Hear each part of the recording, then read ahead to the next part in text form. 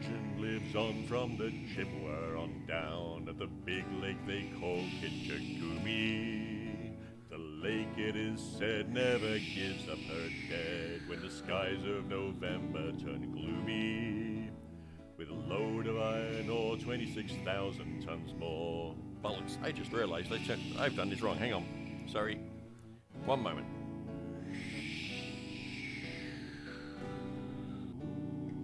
There we go. The legend lives on from the Chippewa on down of the big lake they call Kitchagumi.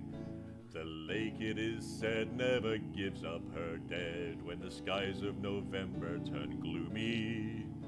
With a load of iron ore, 26,000 tons more than the Edmund Fitzgerald weighed empty.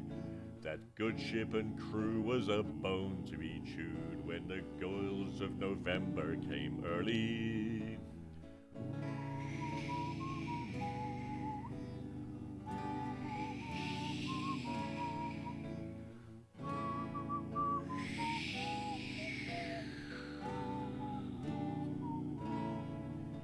The ship was the pride of the American side, coming back from some mill in Wisconsin. As the big freighters go, she was bigger than most, with a good crew and captain well seasoned. Concluding some terms with a couple of steel firms when they left fully loaded for Cleveland. And later that night when the ship's bell rang, could it be the north wind they'd been feeling?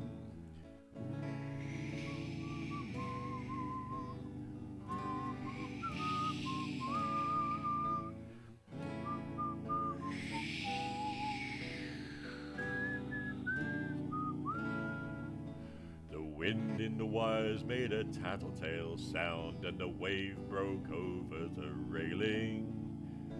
And every man knew, as the captain did too, 'twas the witch of November come stealing. The dawn came late, and the breakfast had to wait, when the gales of November came slashing. When afternoon came, it was freezing rain in the face of a hurricane west wind.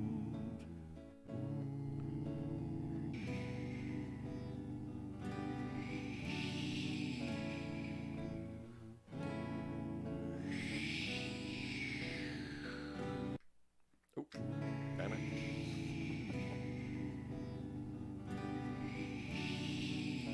Let's try this again.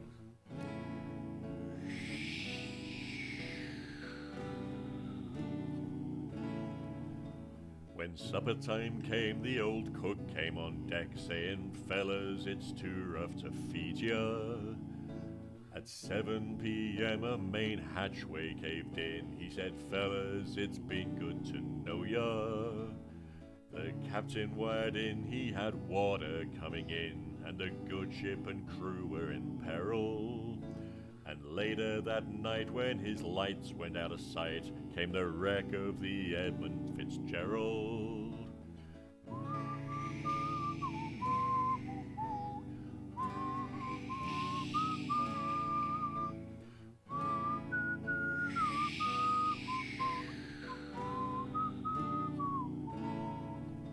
Does anyone know where the love of God goes when the waves turn the minutes to hours?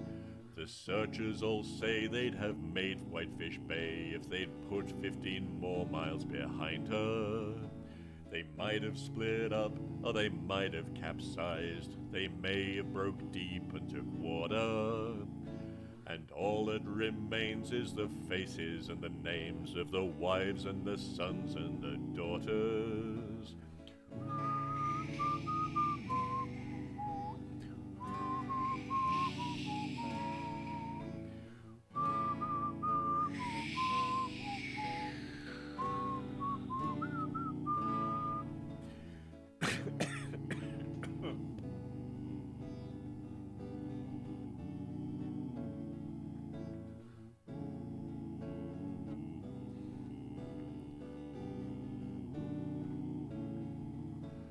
Lake Huron rolls and Superior sings in the rooms of her ice water mansion.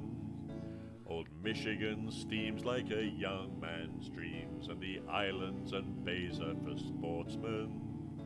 And farther below, in Lake Ontario, takes in what Lake Erie can send her. And the iron boats go, as the mariners all know, with the gales of November remembered.